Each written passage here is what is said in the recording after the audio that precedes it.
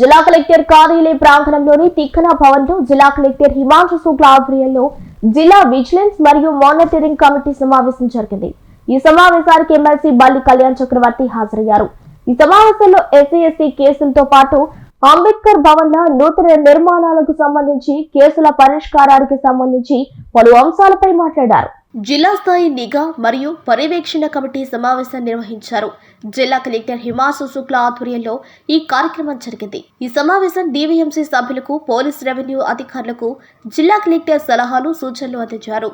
జిల్లాలో ఎస్సీ కేసుల విషయంలో పోలీసులు ఏ విధంగా కేసులు నమోదు చేస్తున్నారో, వాటిని ఏ విధంగా నిరూపిస్తారు అనే కీలక అంశాలపై చర్చించడంతో పాటు ఈ అంశాలపై పోలీసులను నేరుగా ప్రశ్నించారు. దీంతో సరైన సమాధానాలు లేని వారు మరికొంత మెరుగ్గా పనిచేయాలని, ఆలసత్వం వహించరాదని పోలీసులను ఆదేశించారు.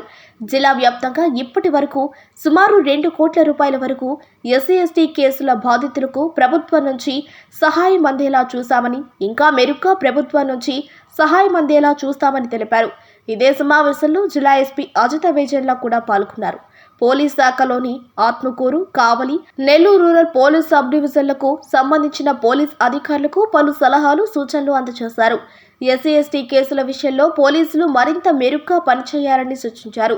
అలాగే డీవీఎంసీ సభ్యులు జిల్లాలో పలు పోలీస్ స్టేషన్లలో నమోదవుతున్న ఎస్సీ కేసులకు సంబంధించి వాటి పరిష్కారాలకు సంబంధించి పోలీస్ రెవెన్యూ శాఖల అధికారులతో చర్చించారు.